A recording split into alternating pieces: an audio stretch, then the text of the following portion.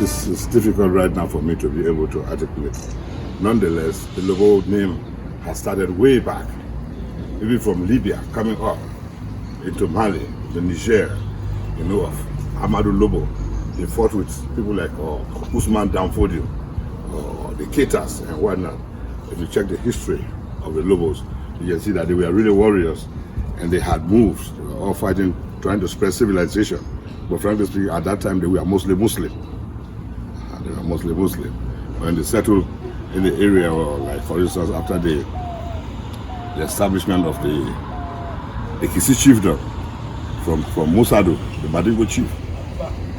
The Madingo chief that was in Musadu had a girl there they called Kumba.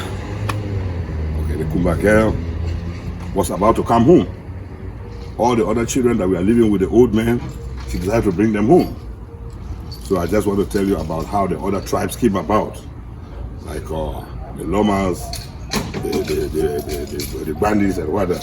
So when he came with his brothers, that all of them lived together with the old man in Musadu, okay, he came and they conquered a specific place, which is the region where the Kissi people are. You can see them in Guinea, Liberia, and Sierra Leone. That was the area. So he said, okay, but then I'll assist you people. Now that you people have made me to settle as your brother, whose mother we all live with, now I'll help you people to be able for us to expand our territory. At that time, on the coast of Liberia, only Pele people you could find there. As far as Vonjama, all those places, only the Pele people you could find there. Yes. So the tribal people that occupied LOFA County were pushed by war. Those were tribal wars, by war. So this fellow was able to fight a war and gave, if you see the Loma men and the Kissi men are very, very close. It's because of that Kupayuku story.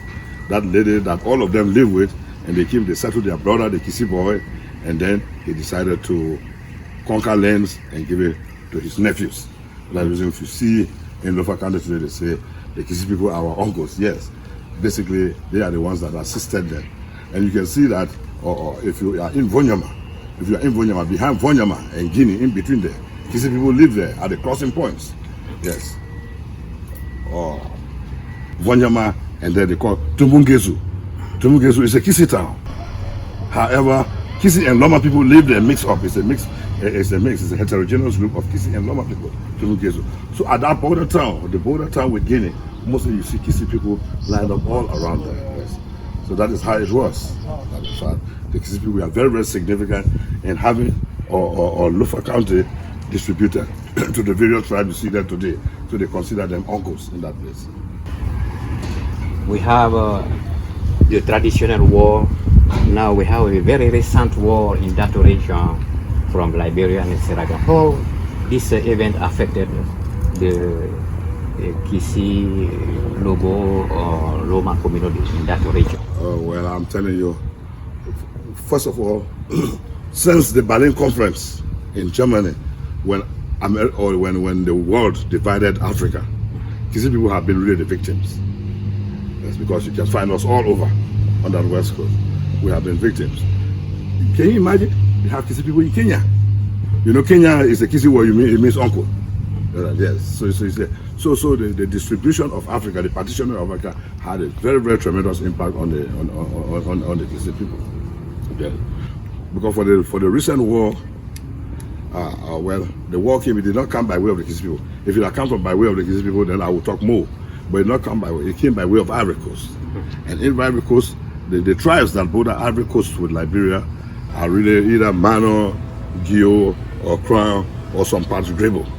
Those are people that. So the impact is when we became fully involved in the war, we didn't want to take part.